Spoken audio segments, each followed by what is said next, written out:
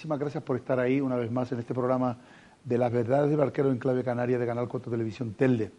Hoy, como les habíamos anunciado, vamos a hacer un debate para hablar de la huelga de juezas y jueces y fiscales, por supuesto, y fiscales no está bien dicho, ¿no? Por eso. Estamos hablando de la huelga que se va a producir el día 22 de este mes de jueces y juezas en España y también, por supuesto, de los compañeros fiscales. Para ello, como les habíamos anunciado ya en del programa de hace varios programas, tenemos con nosotros 4 representantes de las 3 asociaciones judiciales y de una de las asociaciones fiscales más importantes de nuestro territorio. En primer lugar, don Ramón Toubes Torres. Buenas tardes, don Ramón. Muy buenas. Gracias. Don Ramón es magistrado juez del Juzgado de lo Social número 7 de Las Palmas y es el presidente de la Asociación Profesional de la Magistratura en Canarias. Ya ha estado con nosotros en otros debates. A nuestra derecha también, doña Carla Vallejo Torres, que es jueza de Vigilancia Penitenciaria de Las Palmas y también portavoz de la Asociación de Juezas y Jueces para la Democracia. A nuestra izquierda, don Miguel Pallares Rodríguez, que es fiscal adscrito al Juzgado de Instrucción número 1 de Las Palmas y también portavoz de la Asociación o miembro de la Asociación de Fiscales, Asociación Profesional e Independiente de Fiscales. Exactamente. Y por último, y no por ello menos importante, Julio Rodríguez, que es miembro de la Asociación Judicial Francisco de Vitoria y juez de instrucción del juzgado número 3 de aquí, de esta ciudad de Telde, que también le damos las gracias a todos por estar aquí con nosotros. Bueno, hoy vamos a hablar de algo tan importante como es las reivindicaciones que estos señores y señoras quieren llevar a cabo al Estado, al gobierno, porque ellos han estado callados durante muchísimos años, no tienen voz que les defienda como deben defenderse y tienen que hacer huelga para poder conseguir todas aquellas cosas que ellos consideran oportunos que van a mejorar la justicia en este país. Algunos pensarán que el trasfondo de esta huelga es un trasfondo económico, nada más lejos de la realidad. Ellos también, por supuesto, piden que se les reconozca la mejora que se le reconocen a todos los funcionarios del Estado, pero ese no es el fondo, ese no es el origen de la huelga. El origen de esta huelga que se están llevando a cabo en toda España todos los jueves de 11 a 12 de la mañana son otras y son muy variadas, pero sobre todo van destinadas a que ustedes, pueblo español, tengan una mejor justicia. No se olviden que España propugna como un valor superior de su ordenamiento jurídico la igualdad, el pluralismo político y la justicia como valor también superior de ese ordenamiento jurídico, pero es la que peor está, porque igualdad tenemos, pluralismo político también, justicia es la que tenemos, pero me falta uno que me había olvidado. Libertad. La libertad. Y libertad tenemos que nos sobra. Vio usted que hasta hemos nombrado presidente de la Comunidad Autónoma de Cataluña al señor Torra. Usted si hay libertad en este país o no. Pero lo que no funciona bien es la justicia. No porque ellos no quieran, porque yo que la conozco por dentro de hace muchísimos años, que la quiero, la valoro, también la critico cuando hay que criticarla, como no podía ser menos, pero son otras cosas que le falta a esta justicia, a este valor importante de la sociedad para que nuestro país sea más justo, para que sea un país más democrático y que sea más llevadero, que vivamos mejor. Pero verán la importancia que tiene lo que ellos piden para que este país sea un país verdaderamente democrático y que recoja entre ellos por lo menos eso que tanto ellos anhelan, la libertad y la independencia, pero no solo independencia en las actuaciones judiciales, que todos los jueces de este país y todos los fiscales de este país, aunque a los fiscales se les cuestiona esa independencia, son independientes. Ellos cuando dictan sentencia no miran para un lado ni para otro. Tienen todos ellos corazón, tienen familia, tienen ideologías, pero ponen sentencias con arreglo a la ley y tienen su corazoncito. Lo que pretenden y lo que piden son otras cosas. Verán si no se vayan, que esto va a estar calentito. Y bueno, don Ramón, entre las cuestiones que piden ustedes, las primeras cuestiones que piden ustedes es al Consejo, por supuesto, para reforzar la independencia judicial, es el sistema de elección de los jueces. Díganos qué propugna su asociación para conseguir lo que ustedes siempre vienen anhelando. En este caso lo bueno es que no la propugna solo mi asociación, es que la propugnamos las 7 asociaciones de jueces y fiscales.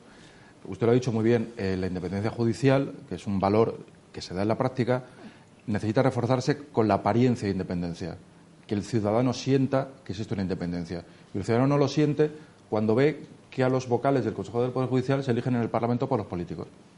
Que el presidente del Consejo del Poder Judicial se nombra por el presidente del Gobierno y por las Cortes Generales antes de que los propios vocales del Consejo lo elijan. Esto hay que acabar con ello. ¿Cuál es la mejor forma? El Consejo tiene 20 miembros, 12 son entre jueces y magistrados. Lo que venimos propugnando desde hace años, y ahora las 7 asociaciones estamos de acuerdo, es que estos 12 jueces y magistrados los elijamos los compañeros. ¿Cómo tiene que ser?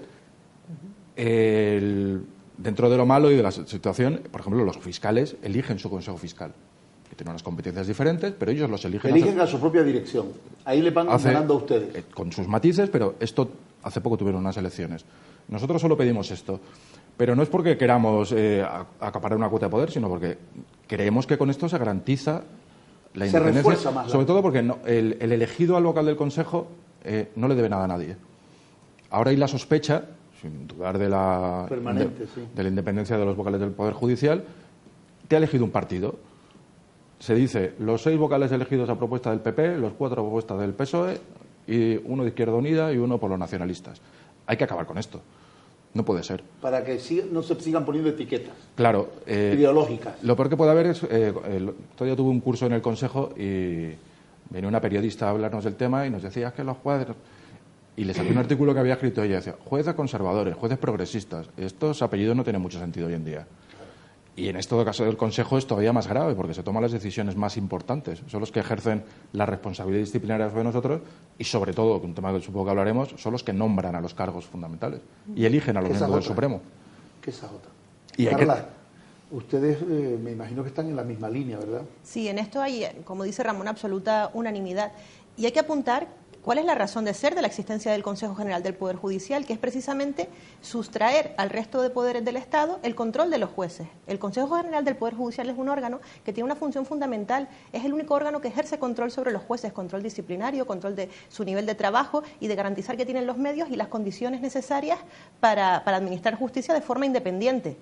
Creamos un órgano, en teoría independiente, para llevar a cabo esa función y, sin embargo, a las personas a las que designamos para dirigir ese órgano se designan de acuerdo con la misma clave política con la que se designa, por ejemplo, el Ejecutivo o las mismas discrepancias que puede haber en el Parlamento. Se reproducen exactamente igual en el Consejo General del Poder Judicial las sensibilidades parlamentarias. Se vota en bloque, se pertenece a una determinada ideología. Se acaba, por tanto, con ese control independiente del Poder Judicial que es tremendamente necesario. Claro, porque en muchos casos, Julio, ya cuando a un juez determinado le toca una ponencia de una sentencia, sea un órgano independiente o sea un órgano colegiado, ya viene con la etiqueta. Este es de jueces para la democracia o juezas para la democracia y este ya viene ya con la etiqueta puesto y dependiendo del asunto o del enjuiciado, algunas veces ya se dice hasta la orientación de la sentencia que se va a dictar. Es grande esto, ¿eh? Y no se debería porque en principio la inscripción a una u otra asociación no influye en el sentido de las resoluciones judiciales, no es lo que vemos habitualmente. En cualquier caso, siguiendo con lo que decían los compañeros, sí es muy importante destacar que estamos todos unidos en esta justa reivindicación y para que la gente lo entienda, es que cuando se habla de Consejo General del Poder Judicial en ocasiones y explicarle a alguien qué función tiene respecto de nosotros, pues muy simplemente son los que nos pueden sancionar si actuamos de manera errónea en nuestras funciones y los que nos inspeccionan el trabajo. Y en efecto, debe ser un órgano dotado de absoluta independencia respecto del Poder Ejecutivo, si no, el Poder Ejecutivo puede terminar tomando decisiones tan trascendentes como sancionar a un juez a través de esa influencia que tiene en el Consejo, que es quien dispone de esta facultad. Claro, ese sería un peldaño de la libertad que ustedes necesitan, porque hay más libertades que ustedes necesitan. Es uno de los Por ejemplo, aspectos... la libertad económica para tener sus propios presupuestos. No tener que estar dependiendo de que si te ponen un juez sustituto, si hay dinero o no hay dinero, del político de turno. Yo creo que esto es un aspecto a destacar. Normalmente una huelga se ejerce para la defensa de los derechos laborales del colectivo que la hace. En nuestro caso, el motivo principal no son nuestros derechos laborales, sino la forma en que se está desarrollando el ejercicio de la justicia por los escasos medios que tiene. Es verdad que uno de los aspectos es que los jueces han de tener unas cargas de trabajo y unas retribuciones razonables para ejercer bien esa función, pero no es ni mucho menos el punto principal que nos va a llevar a la huelga del día 22. Bien. Don Miguel, ustedes, lo ha dicho don Ramón, ustedes tienen por lo menos la facultad que eligen a su propio gobierno, que eso es un avance. Ya quisieran los jueces ya tener eso que están reivindicando. Además de esa facultad que ustedes tienen dentro de este apartado de la elección, ¿qué reforzaría usted en la elección del Consejo Fiscal, que también tiene muchas taras, según tengo entendido? Yo de todas maneras, centrándonos en el... Por cierto, usted ha pertenecido al Consejo Fiscal en una época. Estuve en un tiempo. Yo creo que aquí, para que lo entienda el ciudadano, lo fundamental es la separación de poderes y la independencia del Poder Judicial. ¿Cuál es el problema que estamos viendo? Yo creo que eso lo entiende el ciudadano. El problema que estamos viendo es que el Ejecutivo tiene una voracidad, una expansión en los otros poderes del Estado tremenda. Entonces, controla al Legislativo, vale, pero que controle al Poder Judicial para el ciudadano es un perjuicio irreparable, porque es el único poder que puede garantizar los derechos del ciudadano frente a esos dos. Precisamente. A esos dos poderosos. ¿Qué es lo que ocurre? Que cuando se instauró después de la democracia, después de la Constitución del 78, lo que es el gobierno del Poder Judicial, en principio, esos 12 vocales de jueces y magistrados se elegían por ellos mismos. En el año 85 fue Se eso. produjo un cambio, una reforma, en la que el Tribunal Constitucional ya avisó y dijo, está dentro de la Constitución, no era preceptivo que los jueces eligieran esos 12 vocales, pero va a arrastrar una consecuencia de politización de la justicia. ¿Se ha equivocado el Tribunal Constitucional? Al contrario, lo que percibe el ciudadano, desgraciadamente, es que sobre el papel, en la forma, el Poder Judicial es independiente, pero en realidad está politizado. ¿Por qué está politizado? Porque se eligen sin unos baremos y sin un perfil de mérito y capacidad cargos discrecionales en la carrera judicial, se eligen cargos discrecionales también en mi carrera, en la carrera fiscal, sin demasiada transparencia, y da lugar efectivamente a que el ciudadano legítimamente piense que está politizada la justicia. Entonces, yo creo que ha llegado el momento de intentar despolitizarla, porque es que si no, la independencia del Poder Judicial no se va a producir. Y cuando hablo de independencia del Poder Judicial, también del Ministerio Fiscal, porque está dentro del Poder Judicial. Claro. Si no lo alcanzamos, el ciudadano no va a tener un Poder Judicial independiente. Yo no quiero politizar este debate, pero de 16, creo, magistrados de la Sala Segunda del Tribunal Supremo, 15 tienen esa medallita de conservadores. De la Sala de lo Social del Tribunal Supremo, me parece que son 13, pues casi 8 o 9 también son del ala conservadora. ¿Qué pasa? ¿Qué pasa? ¿Se está tratando de poner los huevos en la cesta antes de la gallina? ¿O cómo? ¿Qué se está haciendo con ese tipo? ¿Esto es el fondo, el núcleo también de la independencia judicial? Dentro de las reivindicaciones que tenemos está, como bien estaba explicando Miguel, que se establezcan criterios objetivos y transparentes en la elección de los altos cargos de responsabilidad dentro de la Administración de Justicia, con arreglo a criterios de mérito y capacidad y de igualdad de género, por cierto, donde también hay un déficit importantísimo de presencia femenina en el Tribunal Supremo, cuando somos más del 50% de la carrera judicial.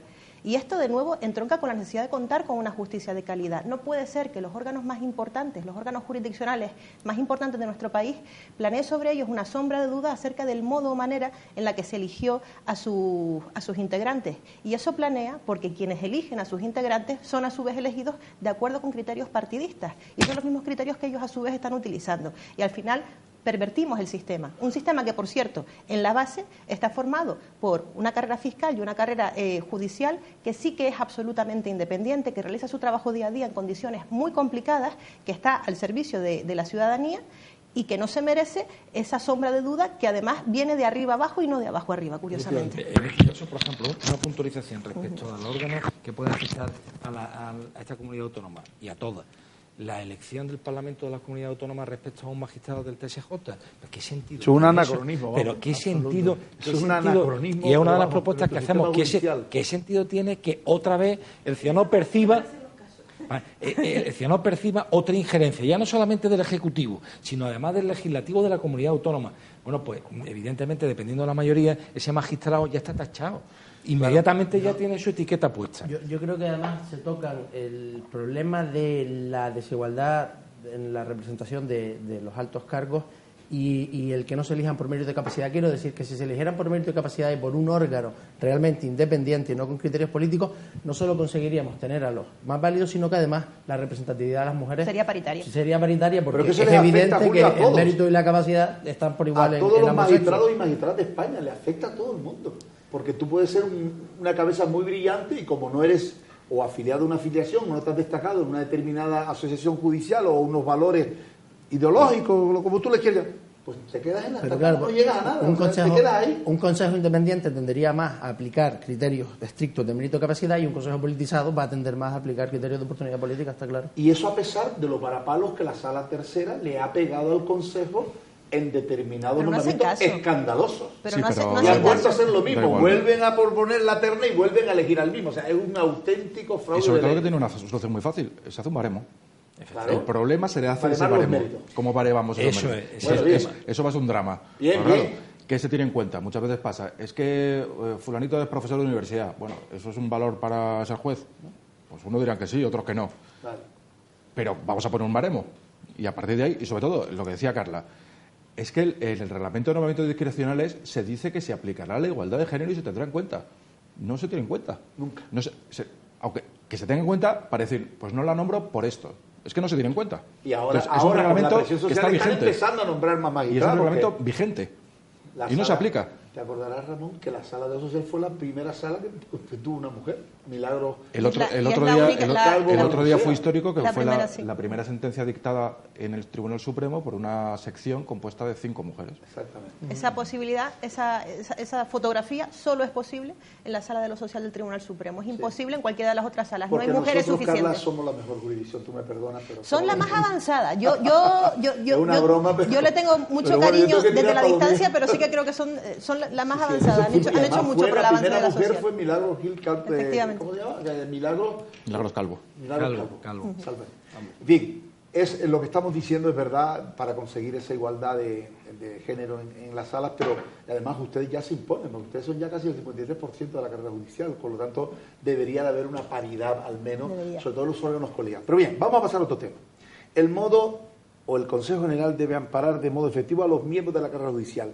Es lamentable lo que ha pasado recientemente con la sentencia de La Manada. Es imperdonable que el poder político se haya adueñado de los medios de comunicación y de la calle para criticar a los jueces cuando lo único que han hecho estos 3 jueces, erróneamente o no, para eso está el Supremo, pues decir que ahora vamos a cambiar el Código Penal, cuando resulta que un país que legisla en caliente normalmente es un país que es tercermundista, no es un país sensato, no es un país serio, pero bueno, resulta que todo el mundo ha criticado a los jueces. No vamos a entrar en la sentencia de La Manada, que ya tendrá el Tribunal Supremo tiempo de ponerla en su sitio, si ha lugar a ello. Pero ustedes no sienten verdadera vergüenza de que el Consejo General del Poder Judicial no haya sacado pancartas de defensa de la carrera judicial y de los jueces. Estén o no equivocados, vuelvo a repetir, porque ustedes se equivocan, como todo el mundo. Es un problema no solo de amparo, sino sobre todo de información. Es decir, cuando se publica esa sentencia a los 5 minutos la tenía que haber explicado sí. alguien, que para eso está. Porque hay gente que cobra un sueldo para hacer eso, que son los gabinetes de comunicación. Eso no se hace. El ciudadano y Para la que el ciudadana... ciudadano sepa cuál es la diferencia a mí el entre día un que delito sale y la sentencia otro. me llamaba mi madre y mis hermanas y no lo entendían. Y me decían, ¿qué pasa aquí? ¿Qué es esto? Claro, yo se lo puedo explicar en persona y por teléfono, pero tiene que haber alguien que se dedique a eso Que profesionalmente. representa a los jueces. El gabinete de comunicación del Consejo del Poder Judicial no sabemos dónde está. Porque el tema de la independencia que está tocado, sí, es verdad, es que los amparos que piden los jueces, pues se da uno de cada 100. Pero es que a mí Eso eso también es escandaloso. a mí es relativamente lo de menos. Pero es la falta de un programa de comunicación. Por eso, cuando venimos a un programa como este, se nos ponen los ojos como chiribita, porque podemos explicarnos.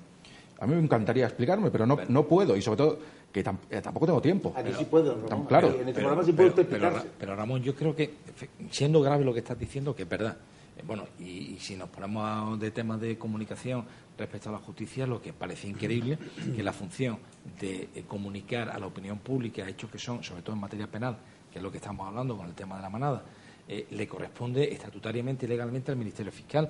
Pues es curioso que no tiene portavocía, es decir, aquí no hay, bueno, tiene portavoz, pero lo que no tiene es un gabinete de prensa. Sí, es verdad. Está residenciado en el TSJ, pero la Fiscalía en sí, ni No la tiene Fiscalía quien le- Superior, no tiene quien le hable. ni la Fiscalía Superior ni la Fiscalía de la Audiencia Provincial, y a más niveles, incluso se está empezando a desarrollar la Fiscalía General del Estado.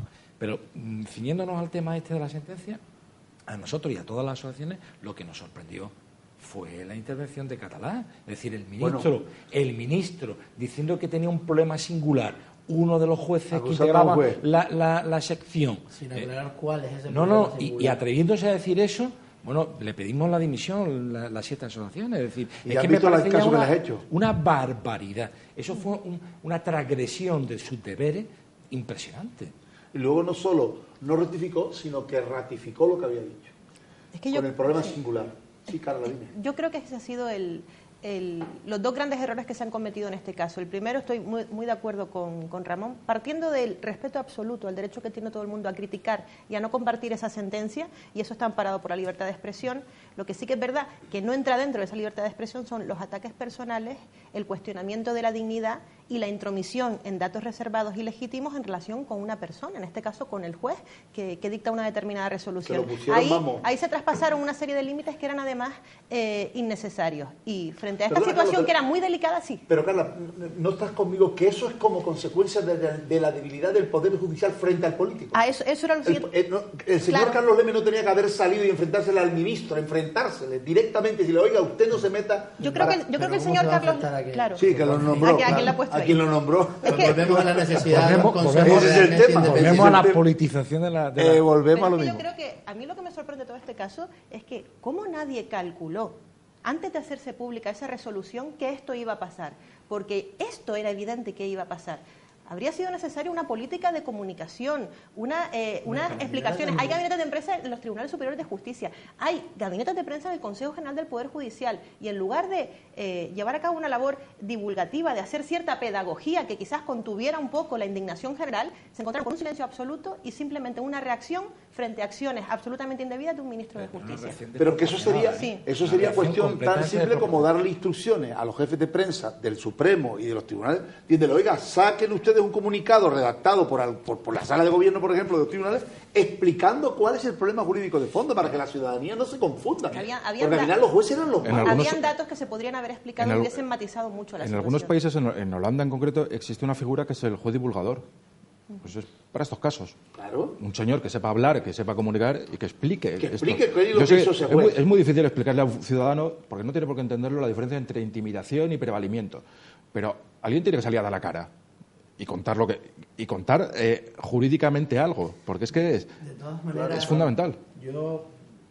Si eso hubiese sido positivo, sin duda, de todas maneras no sé si hubiese sido suficiente, porque políticos estaban ya escribiendo tweets incendiarios cuando no se habían ni terminado de leer el fallo, es decir, que no querían explicaciones ni querían saber lo que ponía. Se quiso utilizar el tema desde muchos ámbitos para fines totalmente externos a ese procedimiento y haciendo una manipulación del caso y de la víctima, para mí lamentable, porque repito, la mayoría de reacciones de políticos, no de la calle, se produjeron cuando no se sabía lo que ponía esa sentencia, cuando solo se conocía la pena, y frente a esto, por muchas explicaciones que se den, es difícil luchar. Don Miguel, ustedes te quería preguntar, además que del nombramiento de los cargos judiciales, que es lo que vamos a hablar ahora, ustedes también, ¿qué harían ustedes para el nombramiento de los cargos fiscales? ¿Cambiarías? ¿Qué cambiaría? Es que estamos lo mismo, es decir, hay un auténtico abandono a una reglamentación clara, transparente para los cargos de libre designación, que no son de confianza. Es decir, aquí se confunde muchas veces... Confianza con libre designación. Efectivamente. La libre designación quiere decir que no está sujeto, que no está reglamentado. Es decir, un cargo no te pone que necesite 15 años y ya el más antiguo lo coge. O llega a ese cargo. No, aquí influyen otros factores. Pero la confianza son cargos, evidentemente, en los que quien nombra tiene confianza en esa persona, y esa es la base del nombramiento, que es otra materia. Los cargos de la carrera judicial y fiscal no son de confianza, pero al final terminan siendo de confianza. Es decir, no sabes exactamente por qué se ha nombrado un fiscal jefe. Yo desconozco las razones, porque es que no se explica.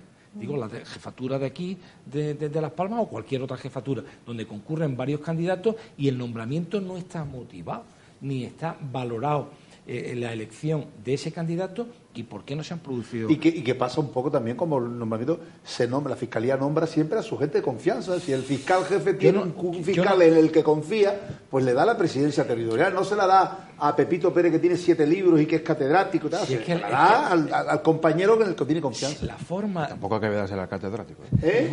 Pero quiero decir, la forma de controlar la carrera judicial y la fiscal es esa, es decir, es transmitir que aquí, si te mueves no sales en la foto, entonces todo el mundo tranquilito, ya te llegará la hora, en qué horna vas y con quién compites. Esta es la realidad. Entonces, cuando tú te encuentras con personas que dentro de la carrera judicial o dentro de la carrera fiscal son libres de decir lo que piensan, pues no llegarán, no no llegan casi nunca. no llegaremos a nada. Eso es así de claro y pasa desgraciadamente en la carrera judicial, en la carrera fiscal. Ahora, la libertad creo que no tiene precio. No tiene precio. Carla, en los nombramientos judiciales es de escándalo en algunos casos, o en grandes casos. En la mayoría de los casos, y luego comentaba Miguel, tenemos nombramientos que además ni siquiera se explica por qué. Pero es que cuando se les obliga al Consejo General del Poder Judicial a explicar por qué, es casi peor. Vamos a ver, son gente inteligente que sabe escribir y sabe vestir el santo. Cada vez que el Tribunal Supremo ha tumbado un nombramiento, estoy pensando, por ejemplo, en el nombramiento de Ángels Vivas, que ganaba en más de 1000 puestos en el escalafón a la persona que fue elegida. Por cierto, mujer, frente a un varón con mayores méritos, con mayor capacidad, sin embargo, no fue elegida. Y fueron muy capaces de explicar por escrito por qué, porque de repente les importó más que el otro estuviera en un curso internacional o que hubiese escrito tal libro, y al final visten el santo. Y en la trayectoria que hemos visto, pues hay, por supuesto, y eso es indiscutible, gente de gran mérito y de gran capacidad en los tribunales más importantes de nuestro país, pero también hemos visto selecciones, también hemos visto selecciones que obedecen a una cuestión de afinidad política, claramente. ¿Y qué parámetros objetivos se podrían hacer para nombrar a los mejores, por ejemplo? Pues eso es muy complicado. Bueno, pero tiene una idea, ¿no? Es el cascabel al gato. Es que es muy complicado. Entonces, por ejemplo, años de antigüedad en determinados órganos judiciales, por ejemplo. Vamos a que ver. haya pasado, por ejemplo, por el juzgado de primera instancia, por el juzgado... Eso es un dato fundamental. Es decir, si tú estás sobre todo en presidencias de sala... Es obligatorio, de hecho, sí. Claro, pero que a veces incluso ni eso. Porque, presidente del TSJ, que se supone que es el presidente de la Sala de lo Civil y lo Penal, muchas veces no vienen de lo civil ni de lo penal. Vienen de cuarto turno. Claro. O de No de cuarto turno, de lo que sea. Yo, sinceramente, usted me lo pregunta y yo le contesto muy fácil. No lo sé. Pero cuestiones muy básicas. Por ejemplo, cuando un magistrado o magistrada está de comisión de servicios en la política, ese tiempo le cuenta como antigüedad en la carrera judicial. Y de repente vuelve a la carrera judicial y al año y medio le proponen para presidente de una sala de un tribunal superior o incluso para el Tribunal Supremo. Y resulta que juzgando, administrando justicia, puede llevar menos tiempo efectivo que yo. ¿Y no había que acabar con las puertas giratorias? ¿No había que acabar con las puertas giratorias, Julio? Habría que establecer restricciones. Al menos habría que terminar de manera absoluta. Yo creo que no es conveniente porque alguien legítimamente puede decidir pasar tiempo de su vida trabajando en la actividad jurisdiccional y luego pues dedicarse a otros aspectos del servicio público. Ahora, tendría que haber severas restricciones, la que ha dicho Carla es esencial. Para los altos cargos jurisdiccionales, si lo que queremos es una persona que esté en esa actividad jurisdiccional, hemos de valorar criterios que nos demuestren que es bueno en este trabajo. Es que yo he leído tiempo pasado haciendo otros, pues no debería contar. Es que yo he leído nombramientos, Enrique López, por ejemplo. Yo he leído nombramientos en que se ha valorado haber estado en la política. Sí. Se ha valorado. Pero claro, si buscamos políticos se valora eso. Si buscamos perfil transversal. Que tampoco se puede penalizar, pero claro, encima favorecerlo. Pero es que ahí está. Yo como había dicho, estaba en el Consejo Fiscal, he tenido la oportunidad de verme en varios currículums de cargos que se presentaban en aquel momento para un cargo que es discrecional, ¿no? Yo he visto currículums de gente muy brillante, seguro, ¿no? Pero que yo pensaba, ¿cuándo se ha sentado en el despacho calificado?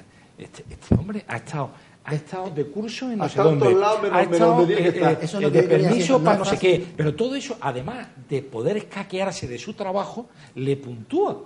Entonces, cuando le valoran. Claro, cuando llega a presentarse dice, yo es que he hecho este curso, he hecho lo total, y se pone por delante del compañero que brillantemente y de forma ha estado sacando el papel y ha hecho el trabajo de fiscal. El trabajo, yo decía, ese trabajo es el que no valoramos. Es decir, este hombre que no se ha escaqueado, no se ha ido a ningún curso, no ha hecho no sé qué, pero no ha estado en ningún cargo internacional. Pero por ahí. Lo veis, dice, tiene 300 calificaciones este año, es decir, una por día prácticamente. Y lleva el juzgado perfectamente. Y es un tío que le puedes preguntar a los jueces y informa muy bien. Para mí, eso sería uno de los primeros datos que habría que valorar. Sin perjuicio de que si sabe inglés estupendamente, si ha ido al extranjero también, todo eso también. Pero fundamentalmente vamos a establecer unos criterios objetivos. Pero el inglés para ir a Inglaterra. Claro. Esto pasó en el programa de especializaciones. Cada vez hay un programa en civil y en penal que no hay especialización. Yo estoy en contra de las especializaciones. En social lo veo. Yo he visto compañeros de 30 años de carrera, estoy acordando de uno en concreto, presidente de una sala de lo social, que usted conoce seguro, que se presentaban las especialidades y le suspendían. Y claro, le estaban diciendo mensaje, no, usted de laboral no sabe. Oiga, que llevo 30 años poniendo sentencias, y sentencias buenas. Entonces, Es un tema muy complejo, por eso que decimos de baremos. Sí. Que califica muy bien. ¿Y quién dice que quién califica bien? ¿Y quién no? Quiero decir, o que vamos a informa ver, bien. quiero- Es muy complejo. Es complicado, ¿no? la verdad es que el tema es complejo, buscar un pero se sistema debería valorar. objetivo para valorar méritos es complicado, en todos los ámbitos. En todos los Me ámbitos, decía- pero decía- habría que pero empezar. aquí más todavía. Pero habría que empezar habría haciendo que empezar algo. por un Me sitio. decía, Bien, otra es que cambiada. me decía un compañero, decía, es que hay que valorar, por ejemplo, para el Supremo, alguien que tenga conocimiento no solo de casación, sino de otros temas. Y le decía yo, pues, que se vaya a saber y ganar. Claro. En Sí, sí, en el evidentemente, Supremo directamente de casación. claro, evidentemente. Carla, ¿qué anacronismo que un miembro de la Sala de lo Civil o lo Penal tenga que enjuiciar, puede ser hasta ponente, a un miembro del Parlamento, de un grupo político que fue que le nombró? ¿Qué te parece? Blanco y en botella. Pues que tenemos un problema. Problema gordo. Que tenemos un problema. De todas formas, ahí Más parece de- que más sí de que hay apariencia de más de independencia apariencia de independencia, porque sí que es verdad que una vez designado ese magistrado o magistrada es independiente y nadie lo puede mover de ahí. Pero sí que es verdad que no queda bien. O sea, proyecta una parece, sombra, no lo parece, proyecta una sombra que es innecesaria. En eso parece que sí que ya va a haber cierto acuerdo en que la designación por los parlamentos autonómicos de una cuarta parte de los magistrados o magistradas del Tribunal Superior de Justicia es algo que debe desaparecer, porque además que caramba, es que era justo de los tribunales superiores de justicia, los que juzgan a los aforados. Efectivamente. A sus propios compañeros Bueno, ideológicos, entre entre otros, comillas. ¿no? Entre otros. Bien, otro tema, modernización de la Administración de Justicia. Inversiones suficientes y prolongadas en el tiempo para acabar con el anacronismo, y mira que hemos avanzado, porque aquí no estamos para decir que todo está mal hecho, aquí tenemos una justicia ya que ya empezamos a adquirir un poco de mayoría de edad, que tenemos muchos elementos de dignidad, que ya no tenemos aquellos órganos judiciales y aquellas plantillas tal, tenemos una dignidad a media, pero para conseguir la dignidad en su mayoría de edad hay que seguir invirtiendo, pero de forma reiterada y además con grandes medios, porque claro, parchitos y parchitos, que es lo que hemos venido haciendo hasta ahora. ¿Qué habría que hacer para eso, don Ramón? Es un plan de choque, tiene que ser un pacto de Estado y decir, la justicia tiene que estar al nivel de la sanidad y la educación. Son los tres pilares de un Estado de Derecho, son fundamentales. Y hay que invertir. Estamos viendo de fondo aquí imágenes de la Ciudad de Justicia. Las Palmas tenemos una Ciudad de Justicia fantástica. Pero váyanse a Guía, váyanse a... Pero esta guía, Está los pueblos. están los Llanos en La Palma, está La Gomera y el Hierro, y hay muchas necesidades. Hay que aumentar el presupuesto. El presupuesto tiene que aumentarse por lo menos a un 3% del PIB, porque es que no damos para más. Es que no podemos más. Hoy que hemos hecho un paro parcial, yo hoy tenía 15 juicios. He tenido que suspender 3 o 4. Había una ciudadana allí que llevaba con su pleito esperando mucho tiempo. Me juego, gracias a Dios, no se tarda mucho. Yo se lo he explicado y lo he entendido. Si con la gente hay que hablar y decírselo. Mire, señora, es que mire cómo tenemos.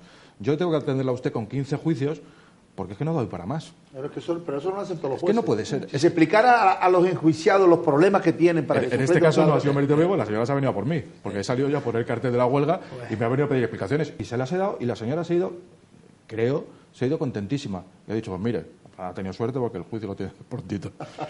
No, sí, Pero cuando esto se hay que explica- explicarlo y hay que decirle, mira, es que necesitamos medios. Hay que decirlo, es que el efectivamente. funcionario, es que se lo he explicado, le he puesto el ejemplo, tengo una funcionaria, no yo, el juzgado, perdón, hay una funcionaria del juzgado que se ha puesto de baja.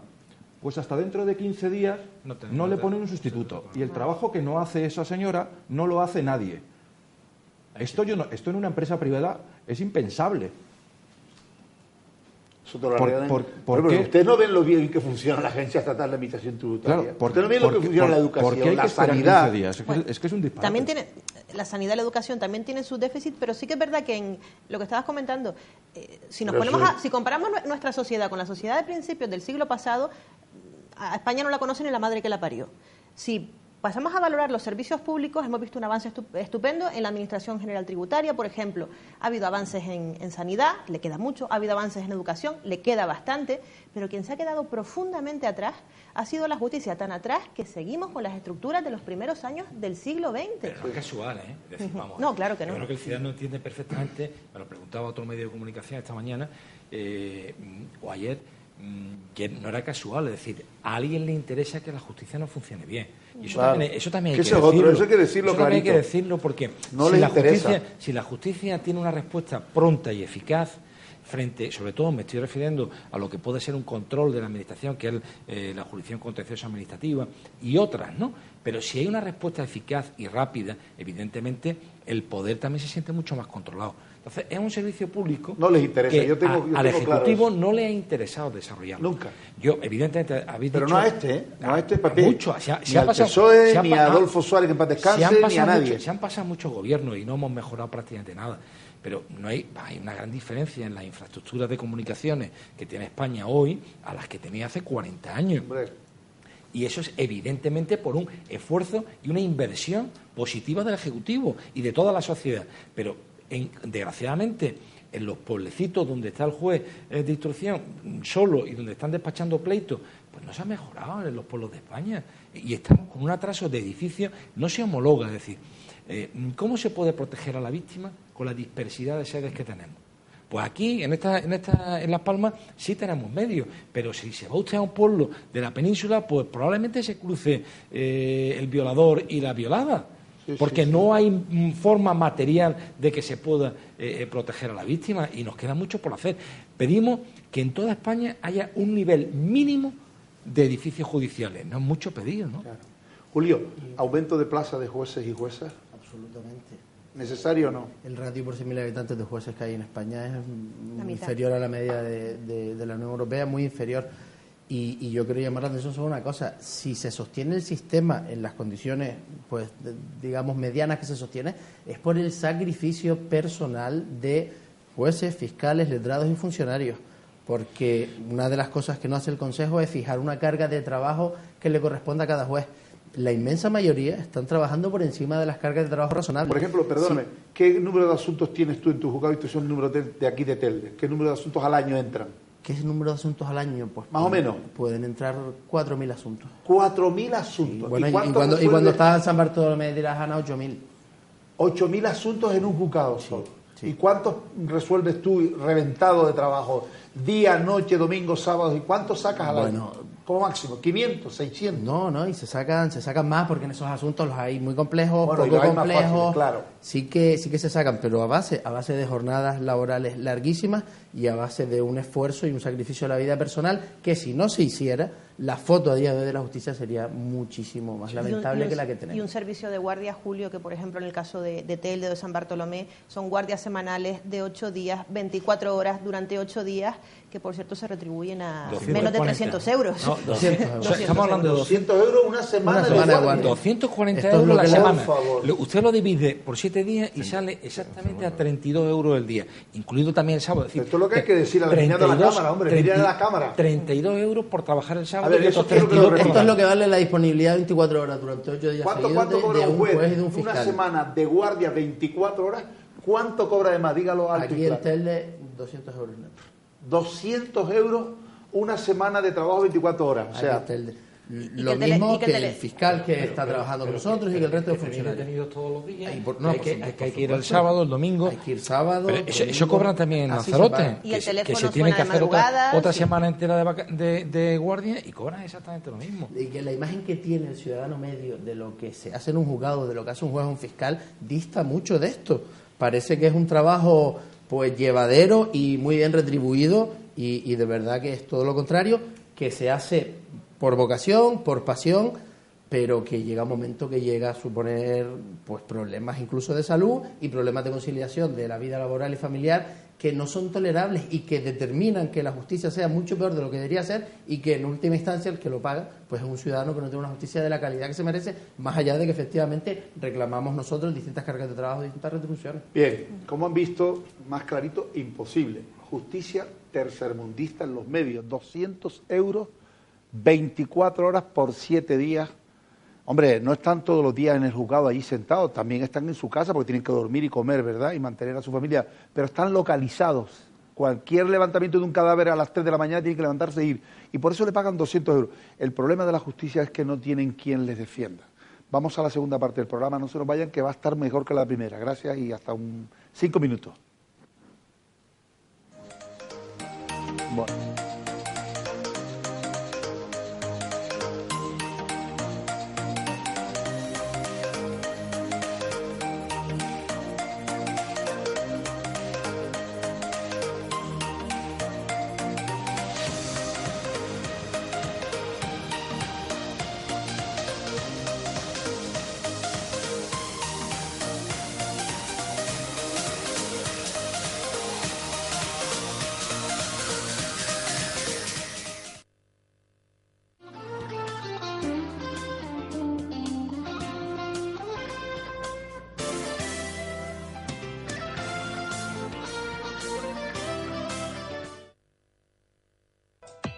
Si tienes que retirar material que contiene amianto, bidones, plancha, aislamiento, etc., no olvides llamar a FDS Canarias. Lo retiramos y te entregamos la documentación de autorizado por un coste razonable. FDS Canarias, siempre apostando por el medio ambiente.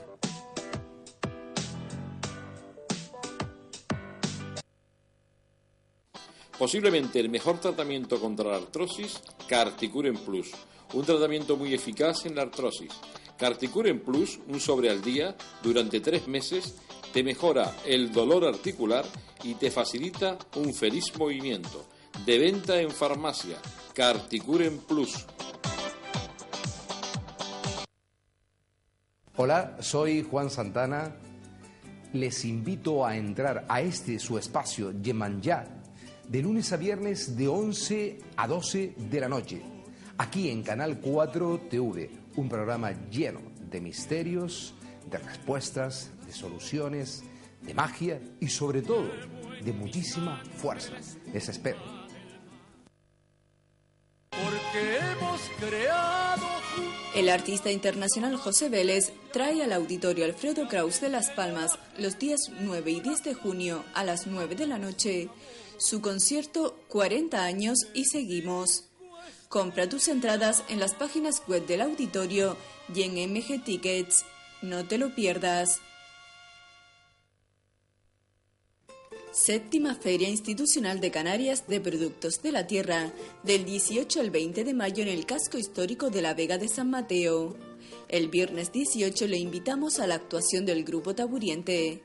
El sábado tendremos la inauguración, la actuación musical del Grupo Canturia, una comida popular gratuita y un concierto de la trova. Y el domingo baile en la Plaza del Mercado y concierto de los Cofiones. Lo mejor en la Vega de San Mateo.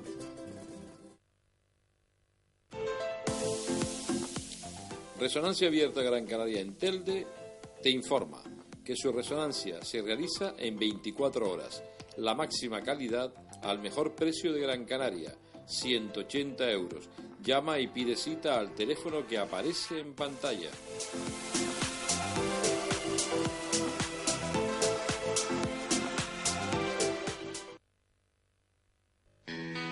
FDS Canarias, líder en el mercado de recogida de neumáticos fuera de uso.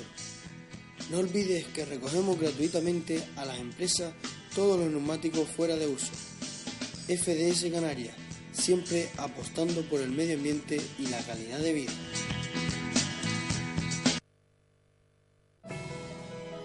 Queridos canarios, ustedes no nos abren las puertas de su casa, nos abren toda su vida. Nos hacen amar la tierra, el mar, Manrique, Valentina la de Sabinosa y las estrellas. Vinimos por todo, por ustedes volvemos. Ojalá el mundo fuera más como sus islas y como ustedes, capaces de todo, aislados de nada y cada vez más queridos.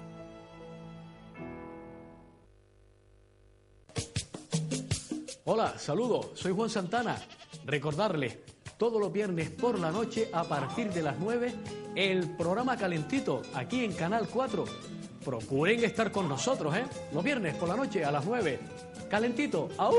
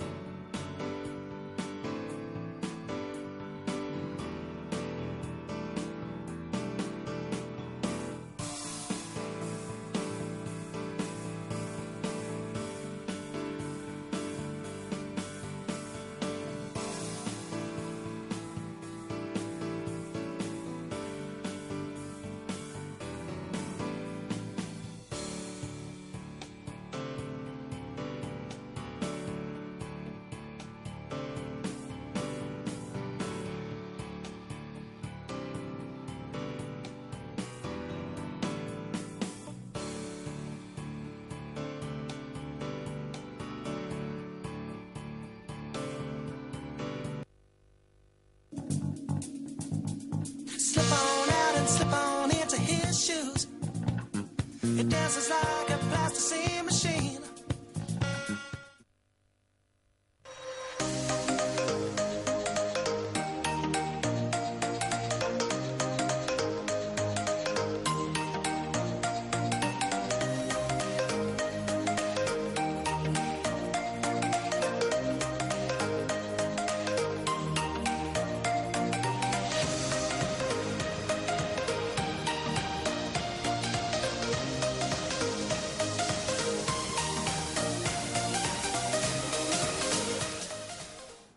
Gracias por estar ahí, amigos, por ser tan fieles, como siempre, en este programa de La Verdad del Barquero en Clave Canaria de Canal 4 Televisión Telde. Estamos hablando de algo tan importante como la huelga de jueces y juezas y fiscales de España. El próximo día 22, estos dos colectivos tan importantes de nuestro país van a llevar a cabo una huelga total ese día para reivindicar de esos temas de los que estamos hablando aquí. En primer lugar, con Ramón Tobes Torres, que es un representante de la Asociación Profesional de la Magistratura, con doña Carla Vallejo Torres, que también es representante de Jueces y Juezas para la Democracia, con Julio Rodríguez Gut, que es representante de la Asociación Judicial Francisco de Vitoria, y con don Miguel Payares Rodríguez, que es representante de la Unión de Fiscales, así dicho a grosso modo. Estamos hablando de temas muy importantes para modernizar la justicia y terminamos hablando antes del aumento de la planta judicial de jueces y jueces, pero ahora vamos a hablar de la modernización de los edificios judiciales, que ya hemos dicho todos que estamos más o menos, por ejemplo, en Las Palmas y en Tenerife más o menos, pero sobre todo en los pueblos. Don Ramón, ¿qué habría que hacer con esto? Pues dinero, dinero y dinero. Dinero, dinero y dinero. En la Ciudad de la Justicia tenemos arcos de seguridad. Yo hasta hace un año que estaba en los juzgados que estaban en el edificio de los jesuitas no había arcos de seguridad. Ahí podía entrar cualquiera con una ametralladora. Ajá. Sí, lo veo así, claro. Ahora hay un control de seguridad. Control de seguridad. Esto es una anécdota. Hace falta un plan de choque serio y en los juzgados, sobre todo, en cuanto más pequeña es una circunscripción y más pequeño es el juzgado, más necesidades hay. Fuerteventura, por ejemplo, claro, Tenerife. Y más en Canarias, que hay esta dispersión geográfica y es complicado. Guía, Galdar, Arucas.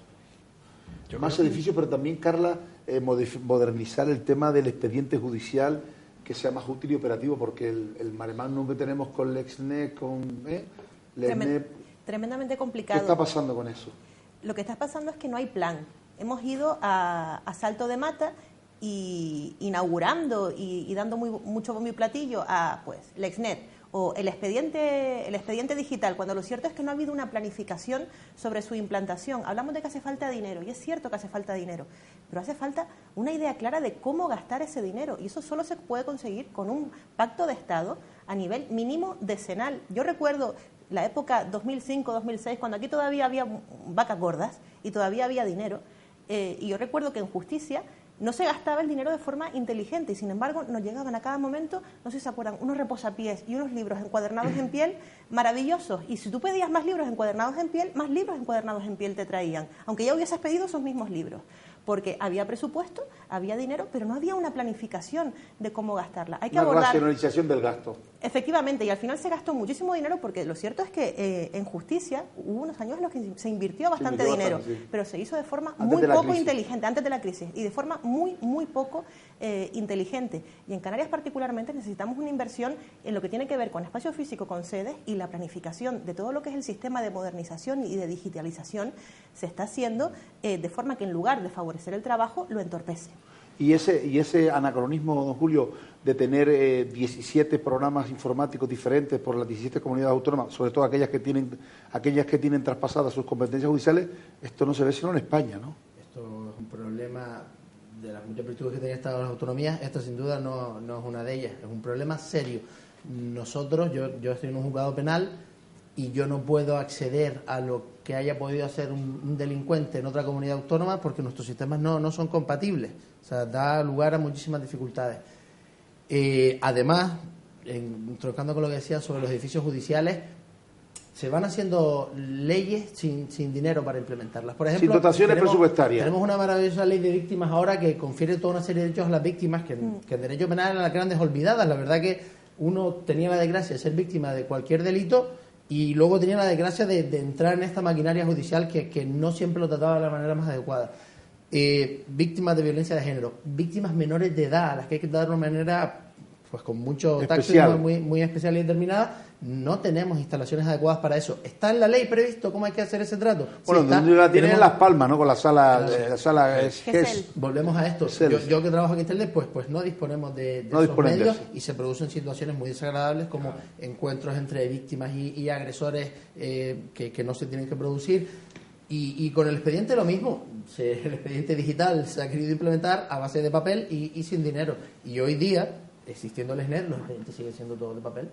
Una experiencia tremendamente dolorosa y que no pasa ni una vez ni dos, sino desgraciadamente muchísimas veces, hablando de estas víctimas especialmente vulnerables, víctimas menores de edad, víctimas de abusos o de agresiones sexuales, en los que se intenta hacer una prueba especial que se graba de una manera determinada para evitar que esa víctima tenga que contar 4 y 5 veces la experiencia traumática de su agresión sexual. Terrible. Se intenta realizar Terrible. esa prueba con toda la voluntad, con todo lo que eso implica, y de repente cuando llega esa prueba a juicio, la prueba no se ve y no se oye, porque los sistemas están obsoletos, porque no hay garantías de que esos sistemas de grabación sean adecuados, porque en lugar de tener equipos nuevos, los equipos se mueven de sede, de repente lo que para Las Palmas resulta obsoleto vale para Fuerteventura y se transfiere el aparato a Fuerteventura y luego lo que se graba ahí no es compatible y no puede verse en Las Palmas, y al final esa víctima menor de edad se la obliga a volver al juzgado y en el tribunal a tener que volver a contar por 4ª o 5ª vez su agresión sexual. Eso es lamentable. Eso es terrible. Además yo creo que en este tema es importante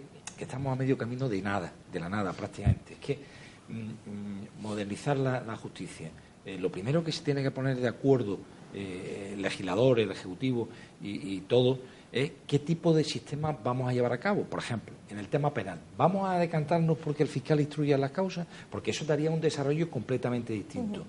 En otro Eso está ahí, sí, pero a favor, todo está ahí, pero créame que es necesario dar el paso para modernizar la justicia, y determinadas cosas llevan demasiado tiempo pendiente y frenan cualquier tipo de avance de en otro desarrollo, tema, claro. de desarrollo en sede, en edificio y en sistema.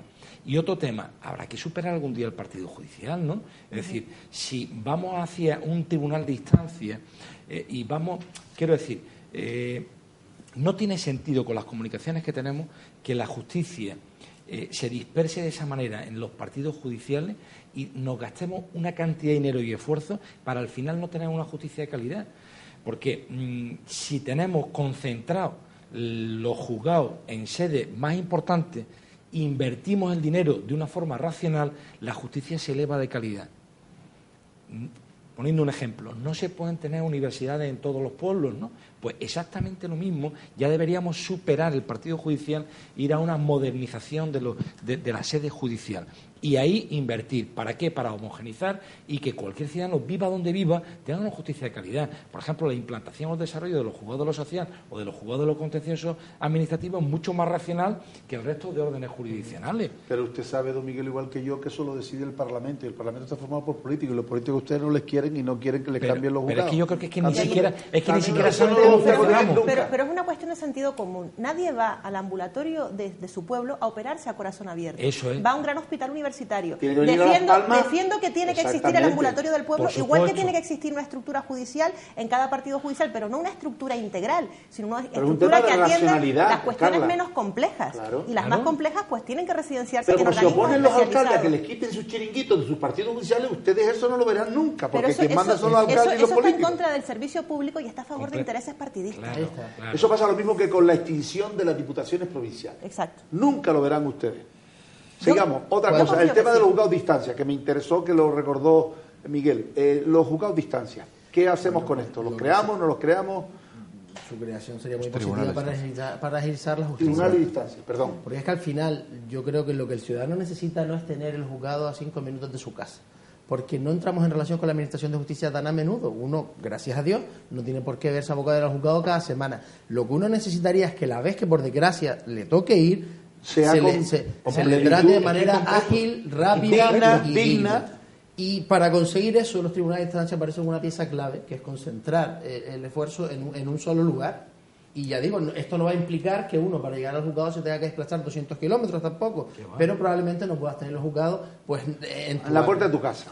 y simplemente es eso, es concentrar el esfuerzo de todos los jueces en un mismo lugar y así se optimizan todos los recursos que se tienen que usar en vez de estar atomizando juzgados en sitios muy pequeños. Un estándar de calidad. Es decir, eso nos llevaría a un estándar de calidad que de esta forma no lo podemos... Es que es imposible tenerlo. Si tienes esta dispersión de juzgados de primera instancia y juzgados de instrucción, sobre todo me refiero, esto es imposible, es inviable. Ramón, ¿y terminar con las adscripciones forzosas? ¿Para qué? ¿Y por qué? Terminar con las adscripciones forzosas de jueces, ¿para qué? Pues es que se está precarizando la carrera. ¿Por qué? Porque llegó un momento en que no se crearon juzgados. Tampoco se creaban plazas, pero claro, la gente se jubila. Y tiene la gente la mala costumbre de morirse también. Entonces, llegó un momento en que no había juzgados y no había donde colocar nuevas promociones. Es que pasó algún año que salió una promoción de jueces y no tenían dónde meterlas. Y se crearon una serie de figuras que tienen un nombre rocambolescos, el head del hat del head del hat, que es una cosa para que lo entienda la gente, que es que eres el ayudante del ayudante del ayudante, porque no tienes a dónde llevarles. No tienen plaza judicial. Y una de estas cosas pasa con determinados juzgados que se supone que tienen poco trabajo, como los juzgados de menores, que muchos suponer que tienen poco trabajo. Se prevé por la ley que les puedes mandar a otro juzgado, naturalmente gratis. Adscripción forzosa. Adscripción forzosa. Y además sin requistar. Claro, son situaciones que no tienen sentido. ¿Por qué? Por una mala racionalización.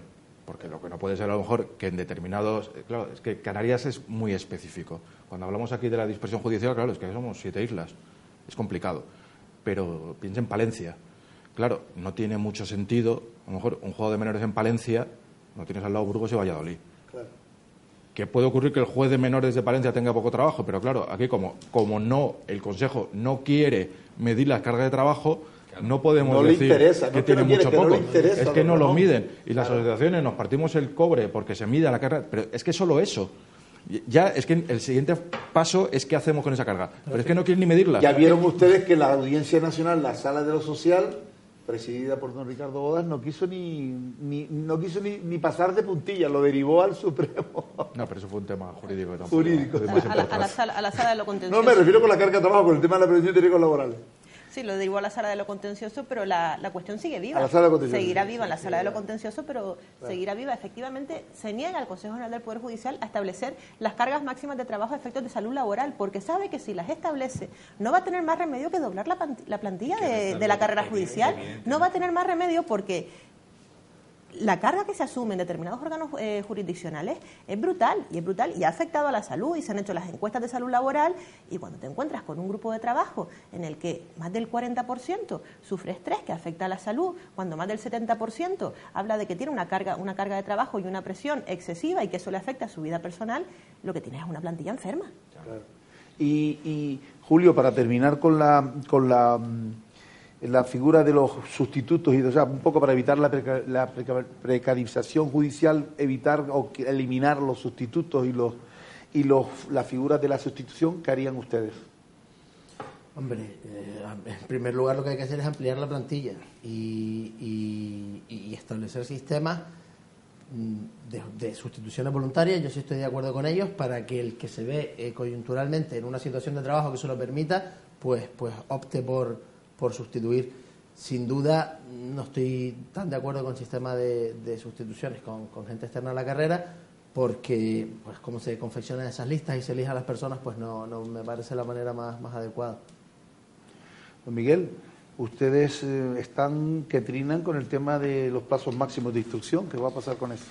Hombre, ¿Tanto ustedes con la soga al cuello con los plazos? No, lo dijimos del principio. Lo están los ciudadanos, claro, que ven cómo sus causas se pierden. El tema es muy sencillo. También las 3 asociaciones de fiscales hemos coincidido en este aspecto, que ya es difícil, ¿no? Se ha quedado medio camino, el 324 se quedó medio camino porque se importó de un sistema legal que estaba previsto como proyecto de ley para reformar la ley de enjuiciamiento criminal y el procedimiento penal, en el que la instrucción se la derivaban al fiscal. Entonces, claro, ahí tiene sentido que establezcas un plazo máximo de instrucción cuando tú lo controlas, pero si lo que tú haces es que no le das la instrucción al fiscal, la mantienes en el juego de instrucción, pero obliga a que el fiscal esté pendiente de que la instrucción no dure más de 6 meses, eso es imposible, porque es imposible, tú no puedes estar en el juzgado revisando ya no el despacho del juez de instrucción, sino el despacho de cada uno de los funcionarios, qué causas tiene y cómo la han registrado, porque eso es inviable. Y que es un poco lo que decía antes de implementar medidas que el papel aguanta, pero luego no hay medios. Claro que tú puedes poner que la instrucción dure 6 meses y 3 y 20 minutos si lo pones en un papel, pero si no hay medios. Cualquier clase de pericial que necesitamos en una instrucción, lo normal, cuando uno se la pide al Gobierno de Canarias, que es el encargado de proveernos de los peritos necesarios, pues desde psicólogos hasta el que tenga que tasar lo que vale cualquier bien, muchas de esas periciales tardan 9 meses, 10 meses, un año. ¿Cómo vas a decir que la instrucción dura 6 meses? Pues de nuevo hace falta medios, además de aclarar una maldita vez cómo se... Pero lo que dice es que es tan evidente como la gente piensa que no hemos enfadado con este plazo y tal porque no queremos establecer plazos. Pero si son cosas absolutamente normales.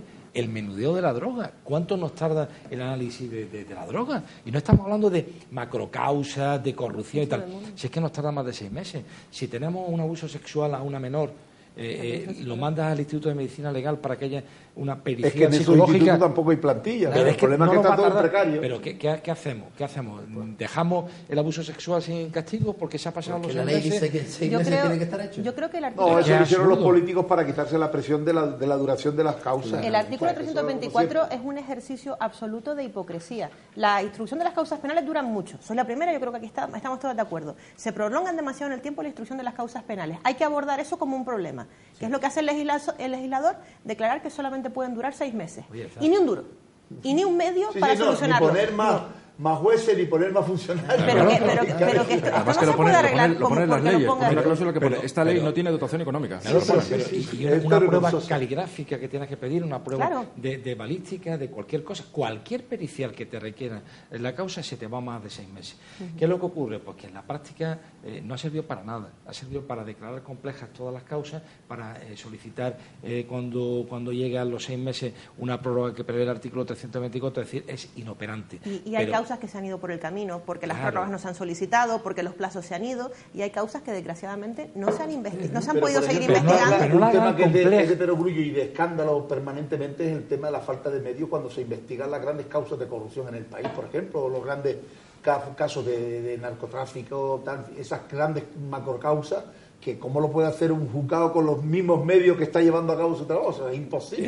Yo en eso soy absolutamente crítica, porque además, y ahí creo que nos tenemos que revisar, así como la Fiscalía tiene una Fiscalía especializada en anticorrupción, cuando los cuerpos policiales, las fuerzas y cuerpos de seguridad del Estado asumen una causa de corrupción, son grupos específicos con formación y con medios para eso, y sin embargo esto puede caer en el juzgado de primera instancia de instrucción de Guía, un asunto tremendamente complicado que a sus 4.000 asuntos anuales tiene que sumar una causa que suma folios y folios y folios y que exige de un trabajo ímprobo. Esa causa queda condenada al fracaso porque no está metida en un ambiente especializado en el que se tiene que resolver. Pero esa es la ventaja de pasar la instrucción al fiscal. Por ejemplo, no hubiéramos ahorrado esto si de una vez se decide cuál es el sistema de investigación en España. Entonces, como parece que esto me jubilaré y no lo veré, pues se lleva hablando de que la instrucción la va a asumir el fiscal desde hace 25 30 años. Pero es que el problema es el que tú dices, estamos parados porque por un lado tenemos que crear unos tribunales de instancia que no terminamos de crear y tenemos que asumir y tenemos que trasladar la instrucción a un ministerio fiscal y no lo acabamos de hacer. Y como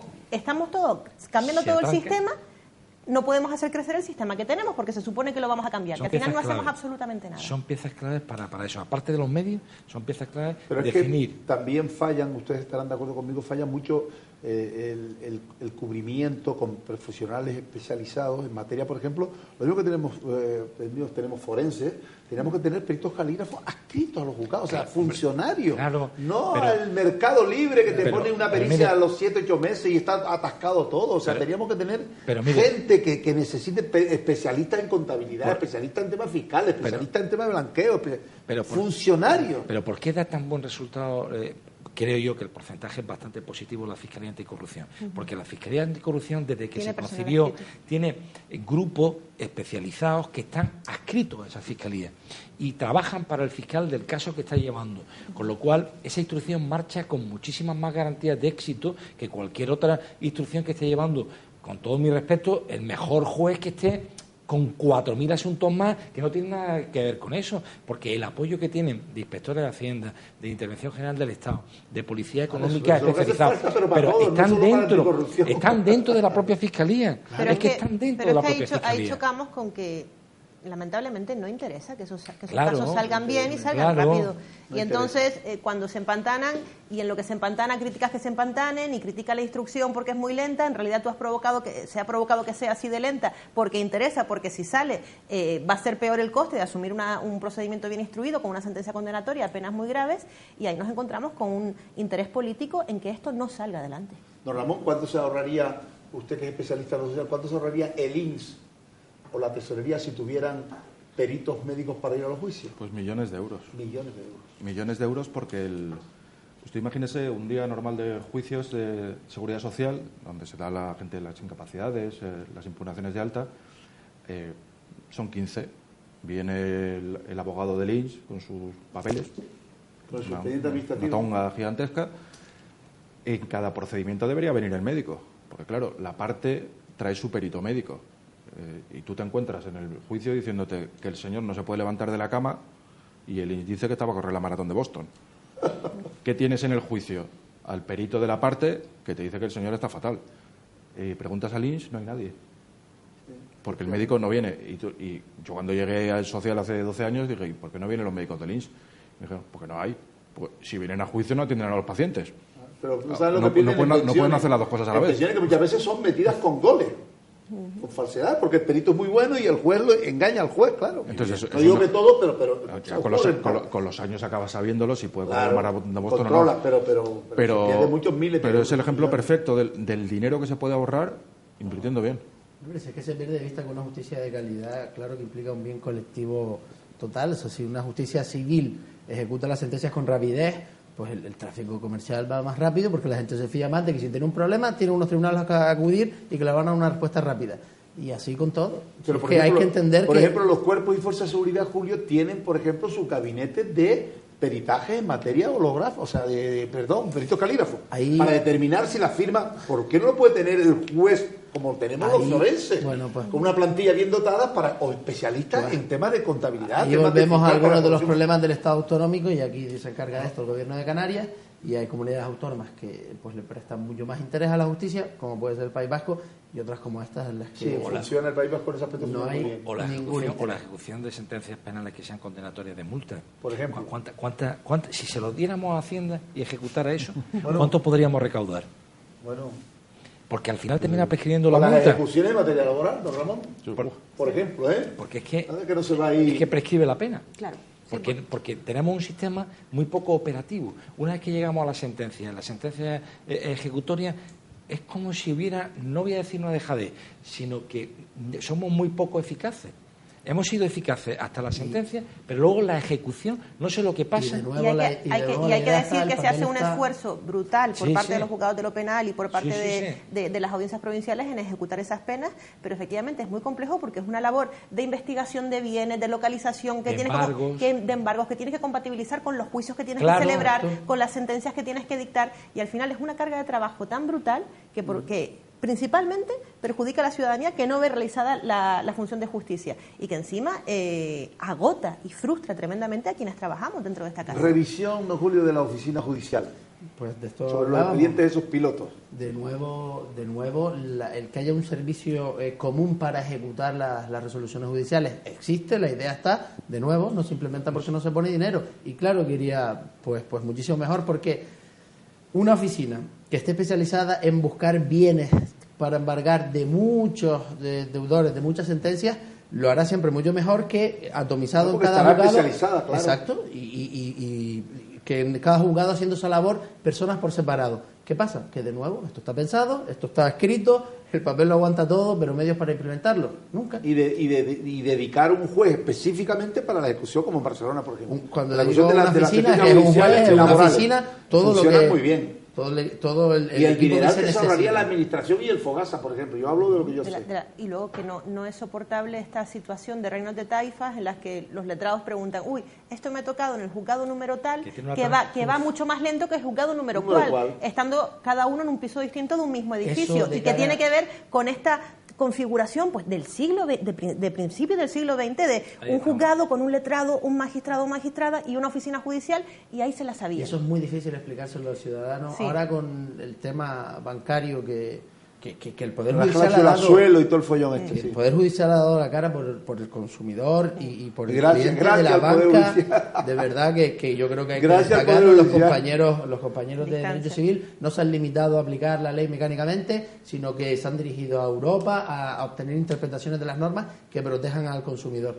Pero es que precisamente me ha pasado de gente que te viene y te dice: yo puse la demanda en tal fecha y no ha salido, y sé que otra persona la puso mucho peor y ya le ha salido. ¿Por qué? Pues por esto que hablamos, porque al estar todo atomizado y ser cada juzgado pues su reino particular, pues y da una imagen de mal funcionamiento de la justicia. Y encima parece que hay como una especie de mano negra o de intención. Claro. La gente empieza a pensar en alguna intención ¿Qué negativa. pasa con Alguien los no quiere que mi causa salga porque la de mi vecino, que también la presentó igual que yo, ya le salió. Y con lo que tiene que ver es con una nefasta organización de la administración de Y justicia, mucho que se antes llama. de llegar a la decisión de fondo de tu asunto, tú ya tienes una idea ya te queda una desconfianza hacia cómo funciona el Poder Judicial.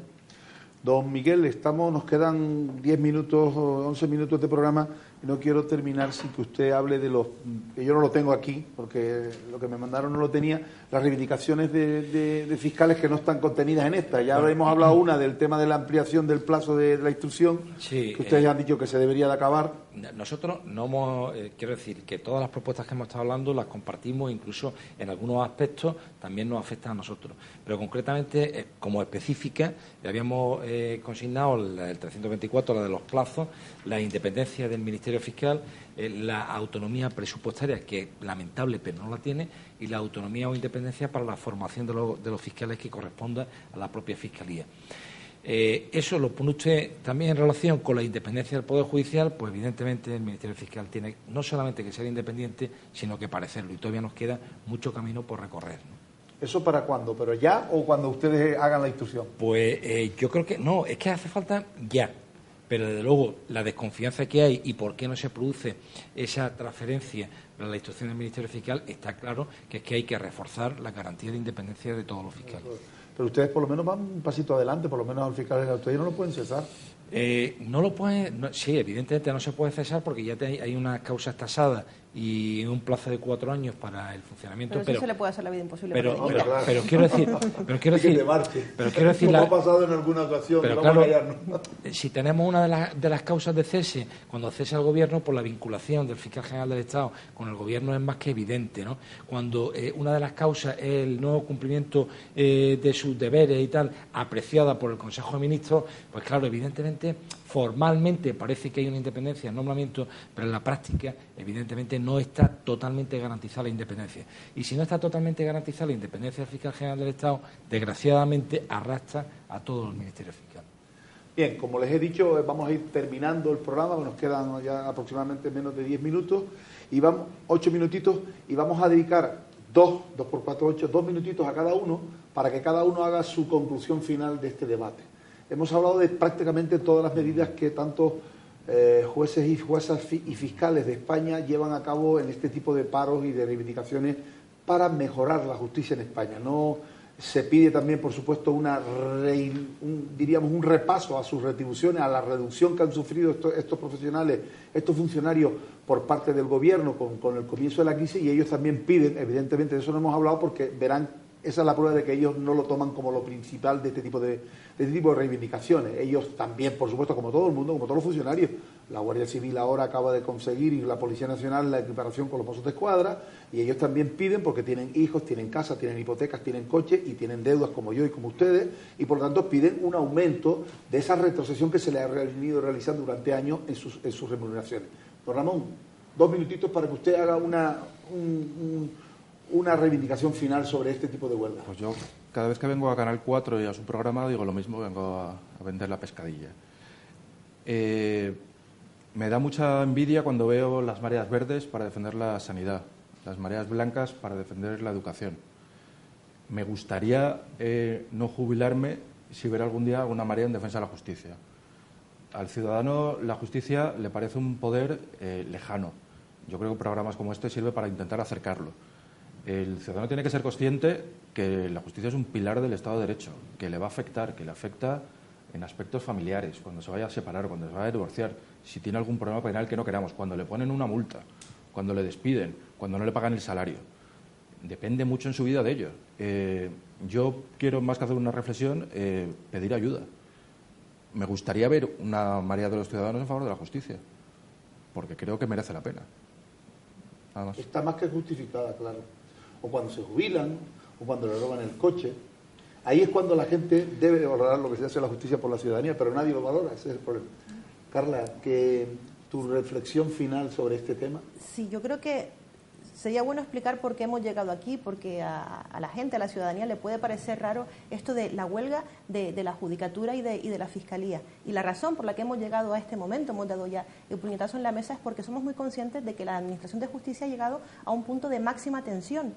Un punto de máxima tensión en la que ya no estamos en condiciones de ofrecer a la ciudadanía los servicios que se merecen. Esta sociedad ha avanzado muchísimo, tiene un avance económico, social, en materia de derechos, en materia de igualdad, y tiene que tener una administración de justicia que es la guardiana de que todos esos avances y todos esos derechos se mantengan, se respeten y se protejan.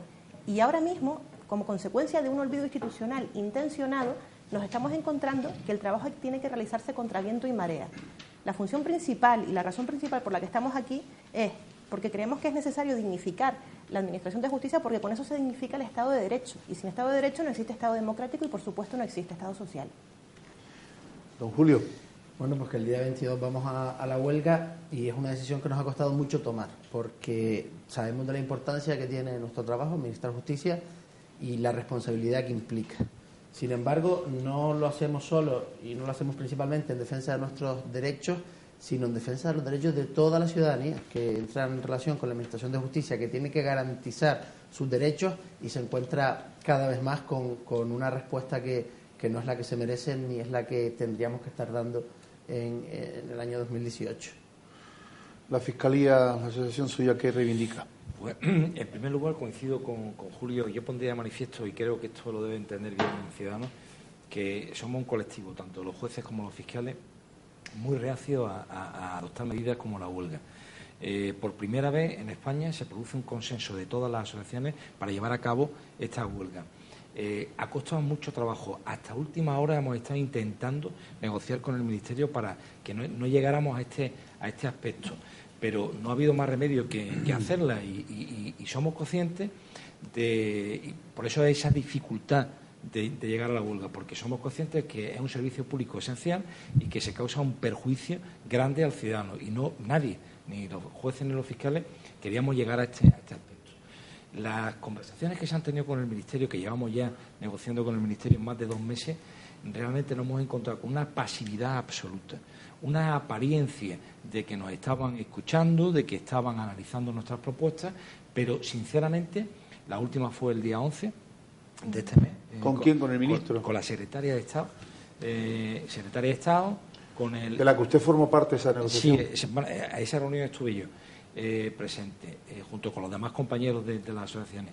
Estaba la secretaria de Estado, estaba el director general de Justicia, estaba también el director o el secretario general y los asesores, que, por cierto, los asesores de la secretaria de Estado, todos son jueces, los que estuvieron en esta reunión.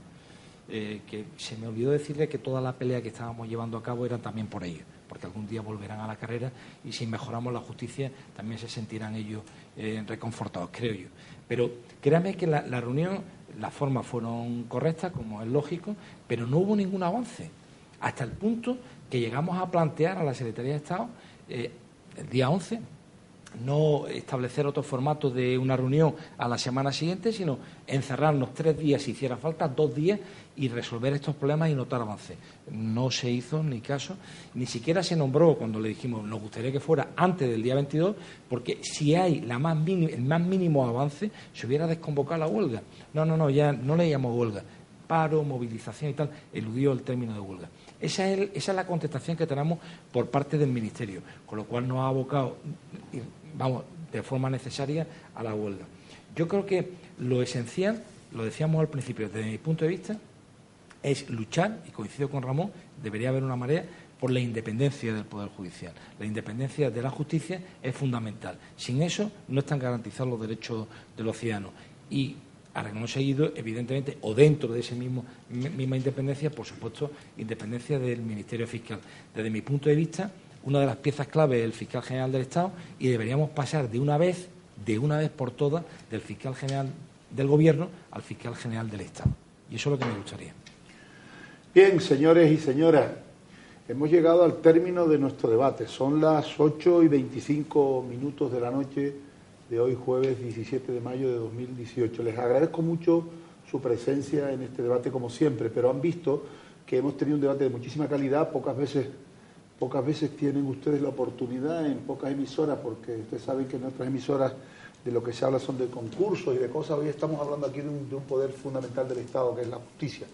Justicia a la que yo pido que ustedes apoyen, háganme caso. Yo tengo mucha experiencia en esto y estoy todos los días metido entre ellos y con ellos, porque si no existiese justicia habría que inventarla urgentemente. Pero es que además, ustedes se imaginan que en este país, donde se atropellan los más fundamentales derechos de cualquier persona o de cualquier institución, que no hubiesen personas que parasen las patas, para entendernos y hablando en terminología muy canariana, que no parasen las patas a los poderosos, a los que abusan de los débiles, por ejemplo. ¿Ustedes se imaginan que un policía hiciese un mal uso de su poder y le impusiera una multa injustamente, que no hubiera un juez que le quitaran a ustedes una multa? A esos son a los que tienen que apoyar. Conocerlos por dentro para poderlos enjuiciarlos y criticarlos cuando hagan las cosas mal siempre, porque para eso la justicia, una de las razones fundamentales es que las sentencias, sus resoluciones judiciales pueden ser, y de hecho son criticadas, como en alguna ocasión muy reciente, se hacen de una forma desacerbada y sin razón aparente para ello, haciendo uso del poder político, que son, y no se olviden, los culpables directos, además, de que este poder tan importante del Estado, de que este valor superior de nuestro ordenamiento jurídico funcione como funciona. Para mí funciona bien, pero podría funcionar 10 veces mejor. Si los poderes públicos invirtieran en estos poderes, invirtieran en medios materiales, invirtieran en reformar las normas que los regulan, les dieran libertad y les dieran verdadera independencia a este poder judicial, verían ustedes que esto funcionaría mejor, porque eso de que tanto se habla de que el poder judicial es un poder independiente, solo lo es en la pluma de los jueces y fiscales cuando tienen unos enjuiciar y otros proponer penas. Pero en la realidad, cuando ellos obtengan la verdadera independencia económica, funcionarial, la independencia del nombramiento de sus propios cargos, entonces cuando podríamos hablar de una independencia, de una justicia independiente. A ese objetivo es lo que hemos dedicado hoy nuestro humilde programa de Las Verdades del Barquero en Clave Canaria. No va a ser el último. Yo espero que el día 22 toda la población española apoye la reivindicación de esta gente, porque enfrenta al poder político, que son los que no quieren arreglarla.